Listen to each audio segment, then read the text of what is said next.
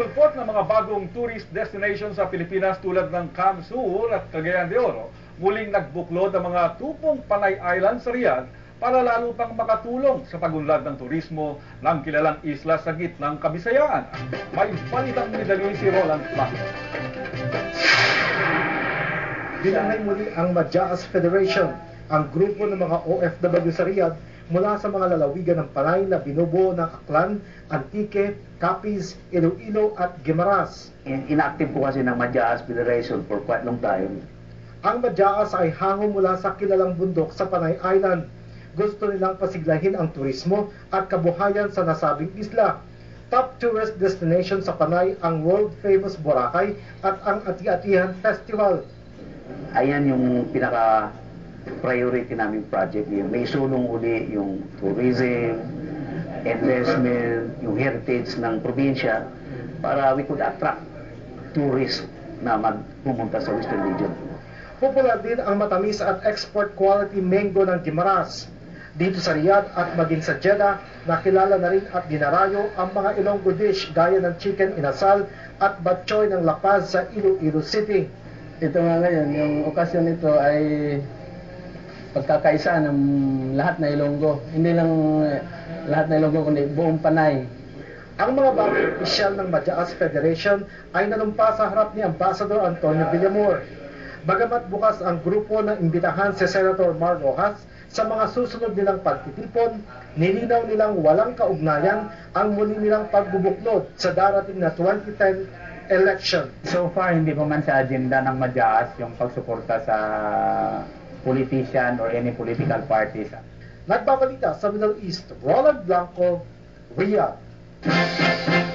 Isa na namang Pinoy choir group sa Saudi Arabia ang lalahok sa International Choir Competition na gagawin sa Riva del Garde, Italy. Dala nila ang karangalan ng mga OFW sa gitnang silangan. May balitang Middle East, si Dinan Arana. Kung pagmamasdan, sasabihin mong mga simpleng OFW lamang sila. Pero nagkakasundo sila sa isang bagay. Lahat sila ay may hilig sa musika. Kahit sa kalsada, kapag nakita-kita, hataw agad sa favorite nilang pastime ang kumanta. Mula ng mabulimang taon na ang nakararaan, sumikat na ang saring himig. Naging popular sila sa Filipino community dahil sa kakaiba nilang rendisyon ng a cappella sa sunod-sunod nilang konsyerto. Para ipakita sa mga kababayan natin dito, lalo na sa Saudi Arabia and to the whole world, yung kagandahan ng Philippine music, especially in choral music.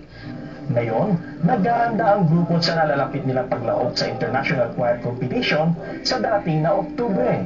Naimbitahan ang saring himig na lumahok sa 8th Encanto Sulgarda Festival na itinagalak ng grupo. Ang focus ng SH ay to capture the international audience. Sapat yun sa amin para ituloy yung pangarap na yun.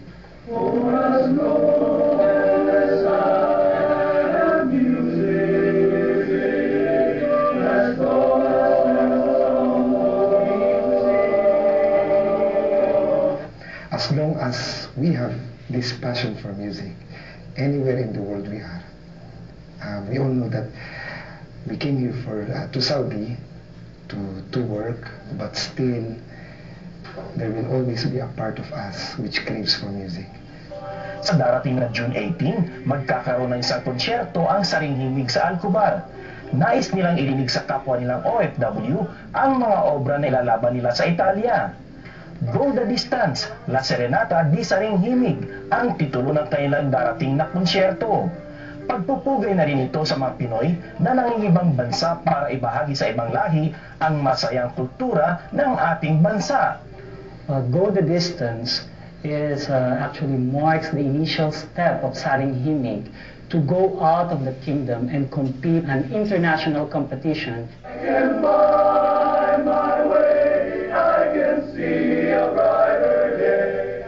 Nagbabalita sa Middle East, Dinan Arana, Damam, Saudi Arabia. Tuwang-tuwa ang mga Pinoy sa pagkakaroon ng